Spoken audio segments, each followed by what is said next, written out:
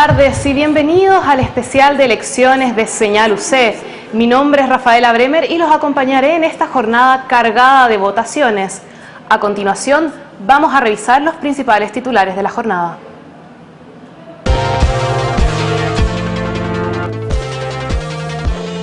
Nueva Acción Universitaria recupera la FEUC tras 2 años.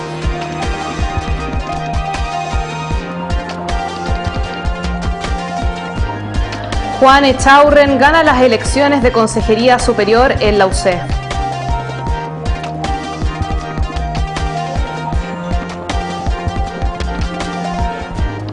Elecciones en la Universidad de Chile. La lista B se coronó como la ganadora.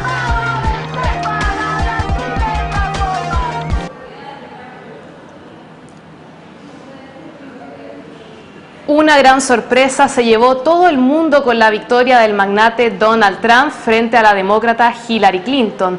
Trump ganó 278 delegados en el colegio electoral contra los 218 que se adjudicó Clinton.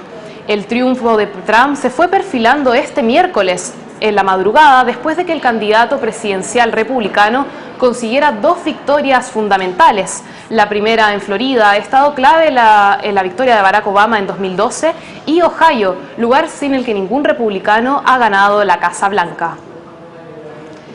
Estos estados son claves y son conocidos como estados bisagra, ya que son aquellos más disputados. A estos se suman otros como Carolina del Norte, Iowa, Michigan y Nevada. Los republicanos ganaron también la mayoría en el Senado y continúan controlando en conjunto el Congreso estadounidense. Además, tienen superioridad en la Cámara de Representantes, lo que les permitirá intervenir considerablemente en el proceso de nominación de los más altos funcionarios gubernamentales y de los jueces de la Corte Suprema. Sobre la victoria, Trump señaló que es tiempo para cicatrizar las heridas de la división y que les promete a todos los ciudadanos estadounidenses que será un presidente para todos.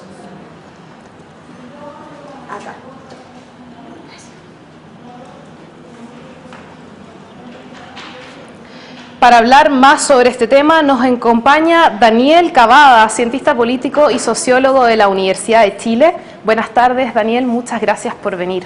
Hola, muy buenas tardes, encantado. Para partir, fueron unas elecciones que los sondeos no pudieron prever. Muchos le dieron la victoria a Clinton. ¿Cuáles serían las principales razones de esto? A ver, podríamos decir que las encuestas de opinión mayormente no consideraron bastantes elementos acerca del sentir de una buena parte de la población en términos de una molestia planteada frente al proceso de globalización que se ha estado llevando a cabo desde los años 90 fundamentalmente, y esto además, a ver, debemos considerar también que desde los años 90 hasta este momento, digamos, las encuestas de opinión también funcionaban dentro de un contexto donde se gozaba de una mayor estabilidad política y por lo tanto hoy día entran elementos nuevos con una población, una ciudadanía que exige nuevos tipos de liderazgo debido a que sienten además que el voto no es un factor de cambio ya para la vida de ellos. Y en este sentido, ¿qué podría implicar esta victoria de Trump? ¿Es un voto de castigo a esta élite imperante? ¿Es un síntoma de un populismo? ¿Es una apolitización de quizás de Estados Unidos? ¿Qué implica la elección de Trump? A ver, yo diría que no es, digamos, en primer lugar, un desinterés en la política por parte de los estadounidenses. Se podría hipotetizar que es un voto castigo, por un lado, ¿ya? Debido a que, por ejemplo, Hillary Clinton es una representante de la élite tradicional norteamericana. Se le identifica en esos términos, a pesar de que Trump también es parte de la élite, ¿ya? Es parte de la élite económica. Pero, sin embargo,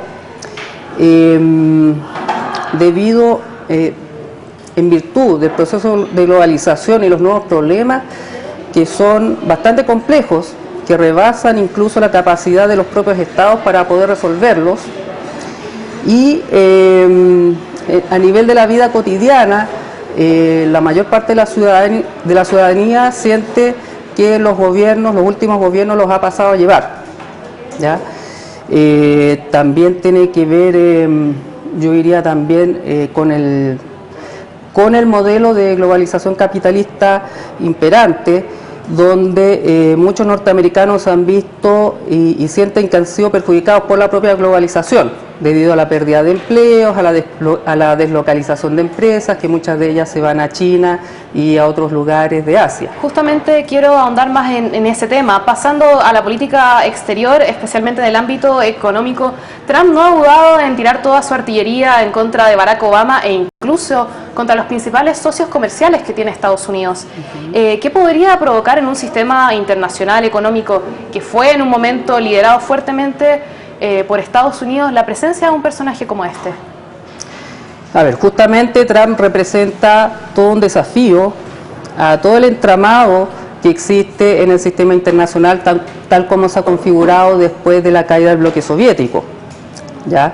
Es decir, el sistema internacional hoy día se configura en base a principios de cooperación, de cooperación internacional y de lazos de interdependencia, ¿ya? Es decir, todos los estados dependen unos de otros hoy día más que nunca en virtud de las relaciones comerciales existentes y las propuestas de Donald Trump, si él las empieza a cumplir, si realiza una revisión de los tratados de libre comercio, entonces ello podría implicar un retroceso en términos de lo que es el proceso de globalización y además debilitaría la arquitectura, digamos, de la estructura internacional que está conformada por un mayor protagonismo de los organismos multilaterales.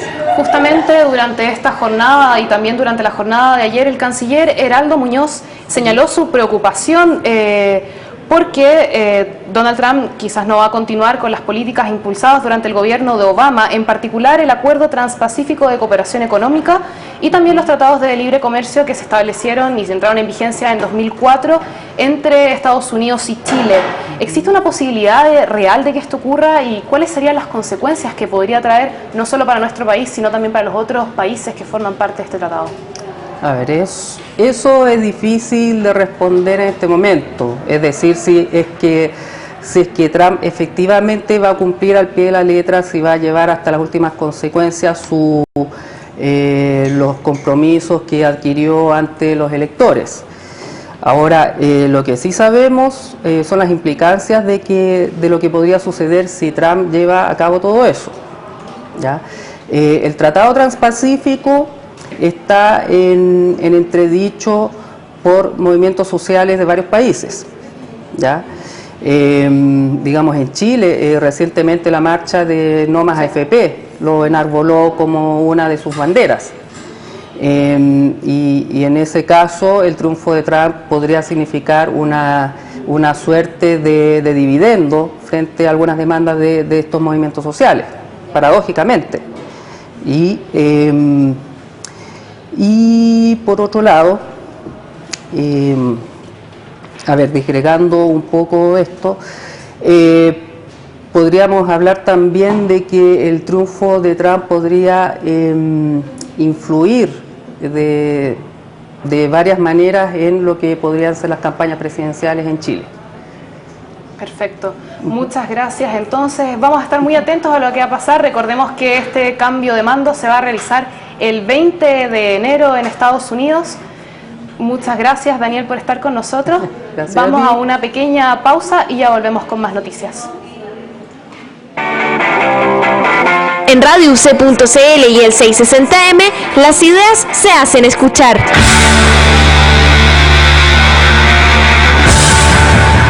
Entretención y cultura. Y ya estamos comenzando entonces un nuevo programa, un nuevo capítulo de Módulo 2. ¿Cómo están? Espero que muy bien. Hace frío, chiquillos, hace mucho frío, solo 16 grados para este día, pero no importa, porque aquí está su programa favorito, que vamos a calentar muchos motores. Les cuento yo que mi obsesión del verano fue How to Get Away with Murder, en español, ¿cómo defender a un asesino? Deporte y música. 7 de la tarde, 19 minutos, escuchamos a Jimi Hendrix aquí en el Gambete de Guitarra y ahora ahora. Ahora tenemos a Héctor Stano Leiva, que nos va a hablar de la actualidad, el humo chileno, los fichajes, la Eurocopa. Tenemos hartos temas para conversar. Tano, ¿cómo estás? Todo esto por RadioUC.cl y el 660 AM. Radio UC, ideas que suenan bien.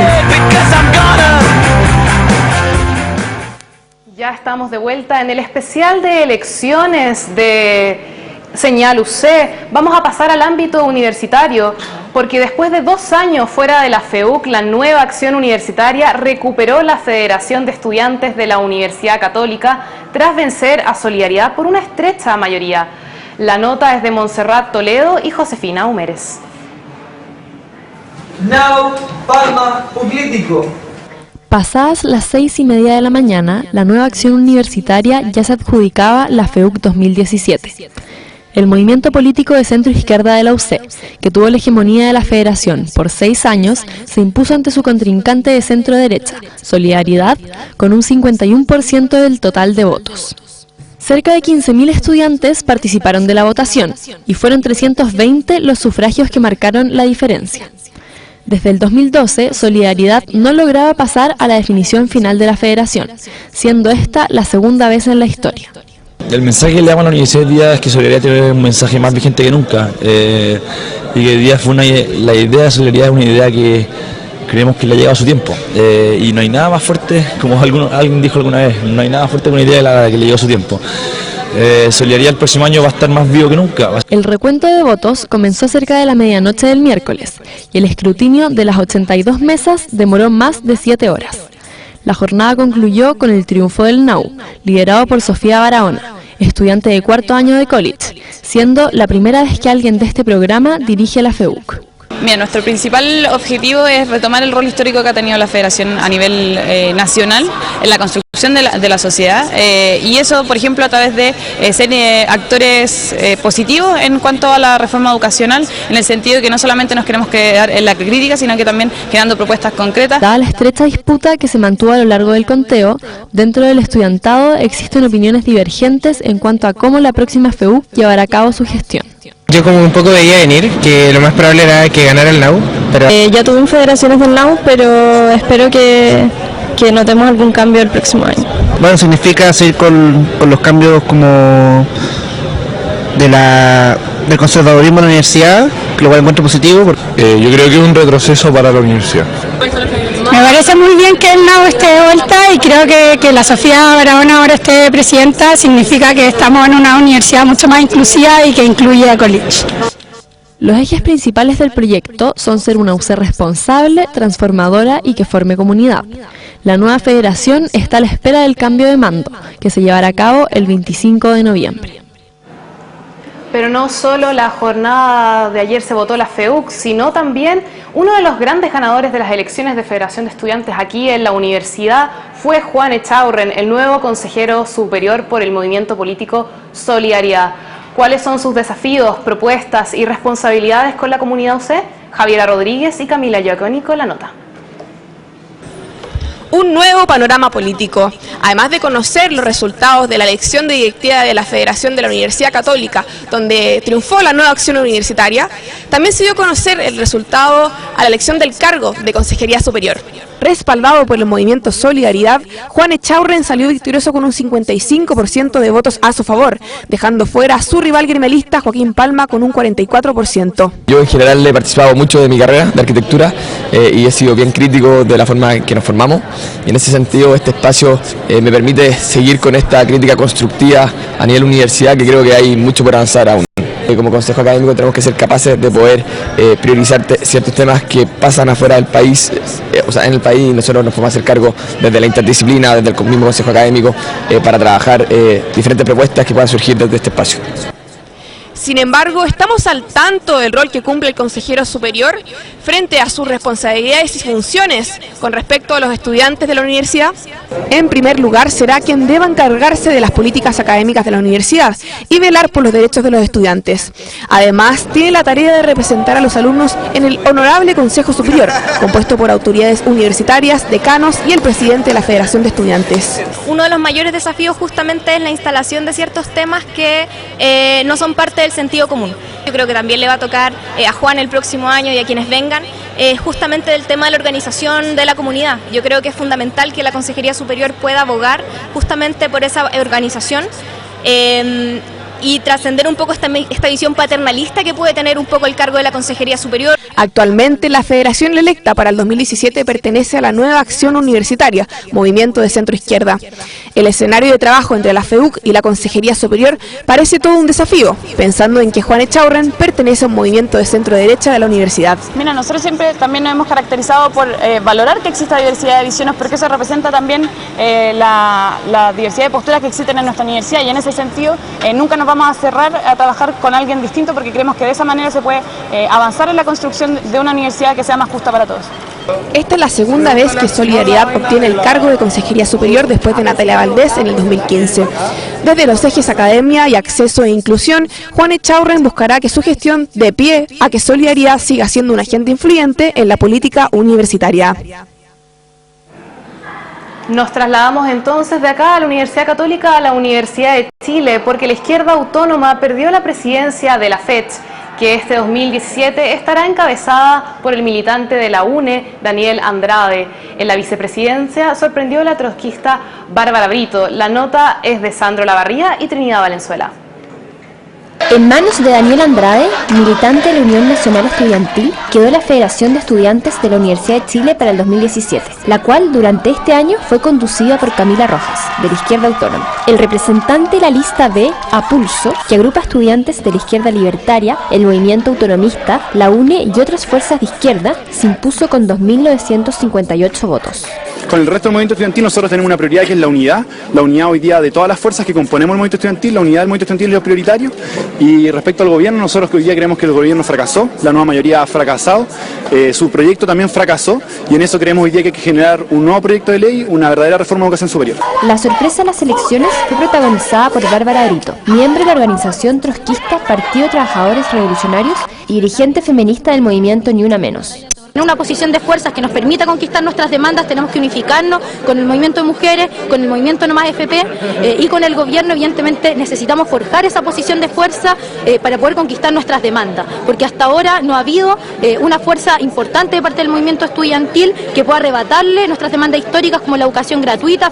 Después de 2 federaciones consecutivas de la izquierda autónoma, organización que tuvo un quiebre interno durante este año, en el que surgió el movimiento autonomista, triunfó Andrade, lo que marca un nuevo rumbo a la federación. Es innegable que el quiebre a nosotros nos afecta, pero yo le sumaría otro factor que tiene que ver con que nosotros llevamos mucho tiempo también en la federación y los compañeros legítimamente pueden buscar un recambio en ella. Nosotros esto en 5 años son 4 presidencias de izquierda autónoma, entonces si uno lo piensa es bastante dentro de un periodo. Por lo tanto eso más sumado al quiebre, evidentemente había un desgaste de nuestra fuerza que se expresa también en la elección. Las votaciones se llevaron a cabo el 7 y 8 de noviembre, pero por diferentes problemas en las mesas de Administración Pública y Medicina, estas debieron votar el 9, estando desfasadas un día respecto al resto de la universidad. Con los resultados de estas 2 carreras, se logró superar en 0,3 puntos el quórum de 40% exigido para ser válida la elección. A continuación nos vamos a una breve pausa comercial y ya volvemos con más noticias aquí en Señal UC.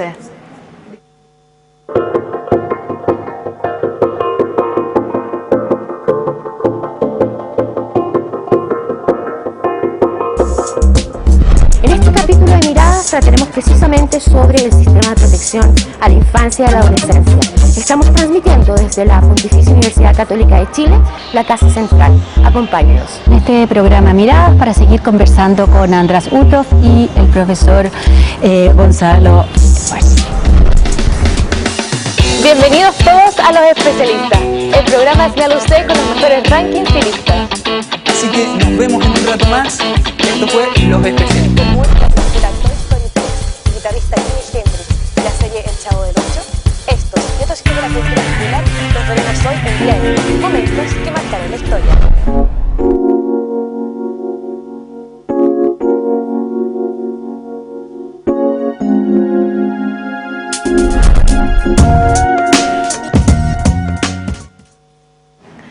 Como ya vimos en las notas que revisamos, ayer tanto en la Universidad de Chile como en la Universidad Católica decidieron quiénes serán sus representantes en sus respectivas federaciones para el año 2017. Para hablar de las proyecciones del movimiento estudiantil durante el próximo año, estamos junto a Matilde Méndez, militante de Juventudes Comunistas, nueva secretaria general de la FECH. Buenas tardes. Y también nos acompaña Vicente Iglesias, vicepresidente de la lista ganadora de la FEUC. Buenas tardes. Buenas tardes. Para comenzar, quiero ahondar un poco en el movimiento estudiantil. En líneas generales, se ha dicho que el movimiento estudiantil ha disminuido su influencia. ¿Cómo abordarán este tema durante su mandato? Partimos contigo, Matilde. Sí, bueno, gracias por la invitación. Y nosotros durante la campaña hicimos un diagnóstico similar y que es transversal a los estudiantes.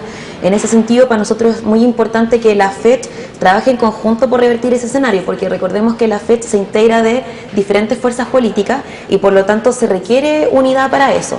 Yo creo, y como es una mesa que es toda de izquierda este año, no ingresó a la derecha como la vez anterior, creo que estamos todos dispuestos a que eso ocurra. Al menos nosotros desde la Secretaría General vamos a trabajar por eso. De hecho, hoy mismo fue la proclamación, la conferencia de prensa, e invitamos también a Daniel Andrade, que es el presidente electo, a que una de las propuestas que nosotros teníamos de campaña, que era convocar a una coordinadora nacional por la recuperación de los derechos sociales, pudiese ejecutarse desde la FECH en unidad, y por supuesto extendemos la invitación a los chiquillos de la nueva FEUC. Perfecto. ¿Vicente? Bueno, nosotros también vemos fundamental recuperar un movimiento estudiantil para la ciudadanía. En sus orígenes y en los primeros años, la gente y la sociedad en general se sentía profundamente vinculada con las demandas que emanaban de este movimiento. Lamentablemente, en los últimos años esto se ha ido perdiendo. Y es por eso que la propuesta que nosotros hacemos como federación es a volver a reencantar a la gente, a la población, con ciertos valores, con una educación como derecho social, una educación que sea capaz de ser garantizada para todas las personas más allá del lugar en el que nacen o sus condiciones socioeconómicas. Es por eso que nosotros queremos avanzar principalmente en ser un actor propositivo, que siempre entendiendo la educación como un derecho y dispuesto a dialogar con todos los actores que participan de este debate, pero siempre con propuestas, participando desde espacios como son la movilización, la CONFECH y también el Congreso, que es donde hoy en día se está discutiendo y no podemos bajarnos de estos espacios. Perfecto. Justamente hablando de la CONFECH, ¿qué lineamiento mantendrán y cómo trasladarán a la Confederación las posturas por parte del alumnado en general? Matilde. Sí. Bueno, la Federación de la Chile funciona mediante la síntesis de las discusiones del Pleno. Me imagino que son todas las federaciones iguales. Entonces, en ese sentido, nosotros, al menos respecto a lo de la reforma educacional, también impulsamos la idea de disputar el contenido de la reforma en todos los espacios donde sea necesario. Y eso es lo que nosotros vamos a promover en nuestra asamblea, también lo que me toca a mí desde la federación, y por cierto, en todos aquellos espacios que podamos incidir en el CONFECH directamente, lo vamos a hacer. Este año el CONFECH se restó del debate de educación, lo que hace que el día de mañana se vayan a juntar la ministra con los rectores sin considerar el rol de los estudiantes. Para nosotros eso es preocupante y creemos que, por cierto, hay que recuperar ese rol desde el mismo CONFECH, no restarse, sino que al contrario, disputar. Perfecto. Bueno, en ese sentido, nosotros como federación siempre vamos a respetar los principios democráticos y los espacios que tiene nuestra universidad. En ese sentido, por ejemplo, después de haber ganado una elección que estuvo muy estrecha, tenemos un pequeño margen y podemos ver una universidad en donde hay una variedad de pensamientos muy grande. En ese sentido, yo creo que si queremos ser una federación que tiene que ser capaz de entender y escuchar las distintas posturas, siempre respetando la mayoría y avanzando en la opinión de estos estudiantes. Nuestra participación al final siempre va acompañada del pensamiento y del apoyo de los estudiantes que nos dieron espacio acá para estar en la federación el próximo año. Y en ese sentido creemos también fundamental democratizar y avanzar en espacios como la CONFECH. Ahí también se hace necesario avanzar para que represente realmente la opinión de los estudiantes de Chile y esperamos que esa opinión y esa representación avance también en entender la educación como un derecho. Con una reforma que hoy día se está discutiendo, no nos puede pasar esta por encima, sino que tenemos que ser actores clave e incidentes en lo que está pasando. Perfecto.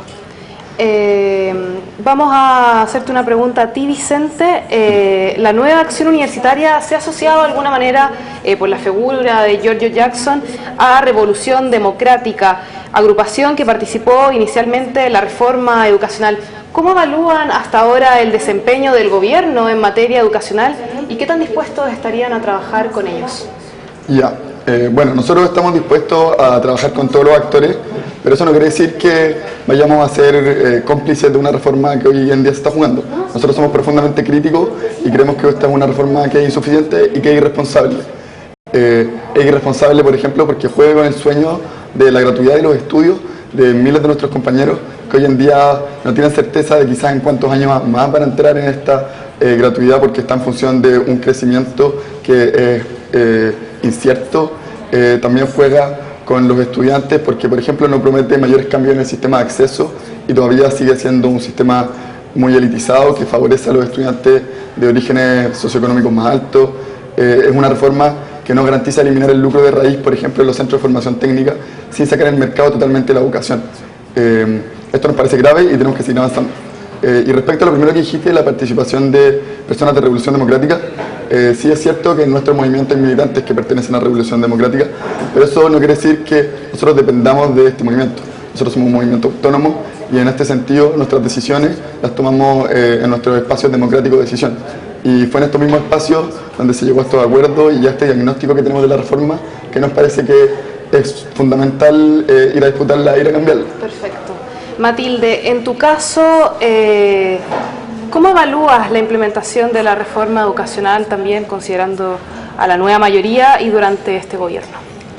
Claro, al menos en el diagnóstico de la reforma nosotros coincidimos. O sea, una reforma que no ha concitado el apoyo de ningún actor social, en particular nosotros y yo también hablando desde mi militancia, yo soy comunista, coincidimos en que una reforma que no satisface el interés del movimiento estudiantil. Y principalmente los tres ejes son porque no fortalece la educación pública, no elimina el mercado de la educación y no tiene un marco regulatorio que dé forma a la educación superior, no elimina el lucro, etc. En ese sentido, yo creo que han habido de parte del gobierno muy pocas intenciones de realmente dialogar con los estudiantes y eso se puede ver con que efectivamente incluso ahora, ya, un caso muy concreto para ser muy directa. Ahora vemos una situación muy similar con el caso del reajuste, en donde no se quiere recibir a los trabajadores y creemos que ha sido una cuestión similar con los estudiantes. Y nosotros creemos que esa actitud de parte del gobierno, de parte de la gran mayoría del gobierno, no es la correcta, porque efectivamente el gobierno tiene un 24% de apoyo, que era lo último que tenía la última encuesta, y considerando eso, creemos que por lo tanto es muy importante que escuche la ciudadanía, y la ciudadanía tiene sus vocerías, que en este caso son de los estudiantes, y así como en el caso de los trabajadores, mientras no escuchen a los estudiantes, mientras no escuchen a los trabajadores, por ejemplo lo que pasa actualmente, va a ser muy difícil que la reforma sea la que todos quieren. Perfecto, entonces le agradecemos a Matilde y a Vicente por estar con nosotros en Señal UC, pero ahora nos vamos a trasladar a lo que está pasando aquí en la Facultad de Comunicaciones, porque estamos en proceso de elecciones de SECOM y por esto nos encontramos con Teresa Moreno. Buenas tardes, Rafaela. Me encuentro aquí en el patio de comunicaciones porque ya se está cerrando la mesa de votaciones, ya está todo dispuesto, se pusieron las pizarras porque en unos minutos más será el conteo de votos. Para conocer un poco más de las dos listas que se presentan y sus propuestas, vamos con la siguiente nota. Con 55 minutos de retraso, se abrió la única mesa de votación en la Facultad de Comunicaciones. Ansiosos y expectantes, los alumnos esperaron la apertura de la jornada para elegir a su centro de estudiantes. En este segundo día de elecciones, se espera un alto flujo de votantes. Ayer sufragaron 319 personas, lo que equivale a alrededor de la mitad del padrón electoral. Son dos las listas que se disputan el liderazgo, PASAU y Súmate. La primera es dirigida por un estudiante de segundo año de Dirección Audiovisual. Este equipo definió 3 ejes de trabajo: cercanía, participación y democracia, y comunidad e inclusión. Creemos que hay que avanzar en cuanto a generar una comunidad con los trabajadores de la facultad, cuáles son sus necesidades, cuáles son sus proyectos, también con los mismos académicos, plantearnos al principio de año cuál es nuestra hoja de ruta, en el sentido de que ellos también se tienen que hacer parte de nuestras actividades, que también tenemos que plantearnos como centro de estudiantes más cercano, en el sentido de que toda la facultad se atreva a entrar a la sala. Eso tiene que ver como con la forma. Nosotros queremos abrir las puertas del SECOM hacia acá. Por otra parte, la lista Súmate postula a un alumno de tercer año de publicidad como presidente. Informar, incentivar la participación y generar política son las bases establecidas por este grupo. La falta de canales efectivos de información. Nosotros creemos que como SECOM que se está haciendo la bajada de información, pero se puede hacer aún mejor. Esto se hace a través de la vocalía de comunicación, que uno de sus grandes proyectos es reactivar la página web del SECOM. Y en este sentido nosotros vamos a recoger todos los proyectos que salen desde los alumnos. Después de una intensa semana de campaña física y virtual, la suerte ya está echada, pues hoy mismo se conocerá quién será el SECOM 2017. Aquí me encuentro con Orlando Gallardo, presidente del TRICEL de estas elecciones. Buenas tardes, Orlando. ¿Cómo ha sido esta segunda jornada de votaciones?